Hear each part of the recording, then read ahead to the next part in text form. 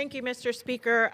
I often say that while my name was on the ballot, we are all going to Congress together. And families in Ohio's 13th Congressional District and all across the country are telling us that housing costs are rising faster than wages, making it hard to keep a roof over their heads.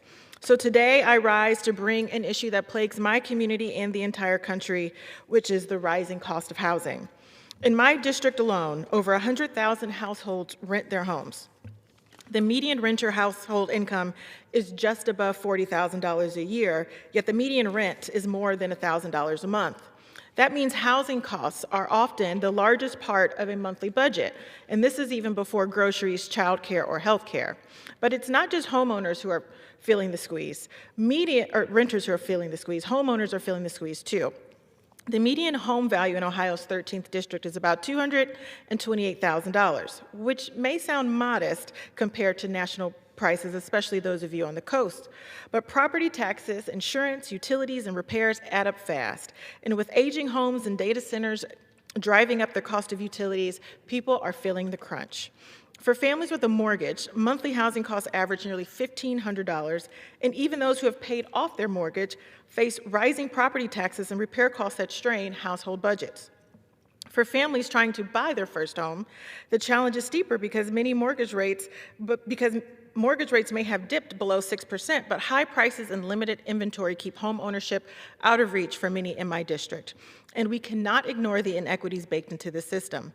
In Ohio's 13th district, the home ownership rate overall is nearly 69%, but for Black families, it drops to just 37%, nearly half. That gap reflects generations of barriers we still have a responsibility to address, like redlining and restrictive covenants. For some families, rising costs lead to housing instability or homelessness. That's why last November I pressed the Department of Housing and Urban Development to protect federal funding and homelessness prevention programs in Summit and Stark counties.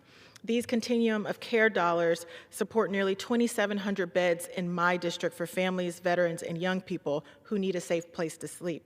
Any cut could disrupt services that people depend on, and most importantly, keep them without a roof over their head. We also have to confront the root causes of this crisis. Large corporate investors are buying up single-family homes, driving up prices and rents, and locking families out of home ownership.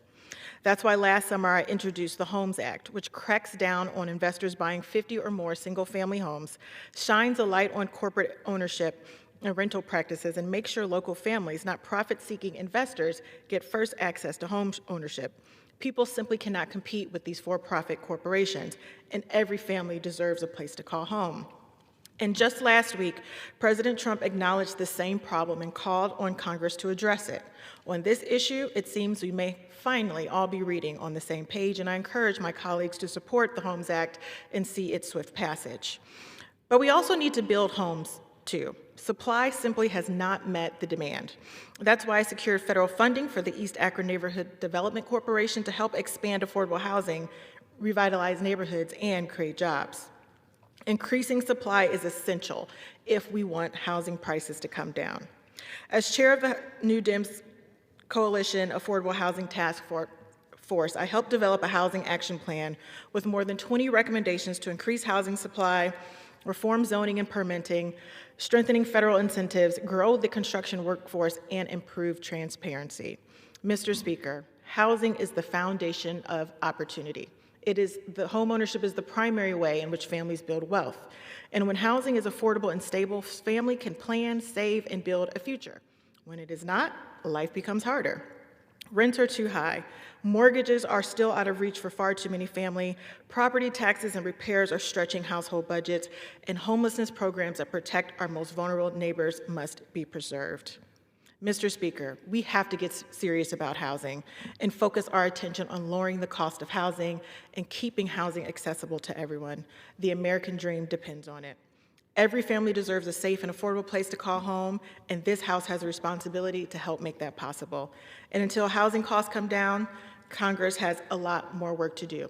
I look forward to working with this body on behalf of my constituents and across the country to work to reduce housing costs so everyone can live their American dream wherever they choose to call home. Thank you, Mr. Speaker. I yield back.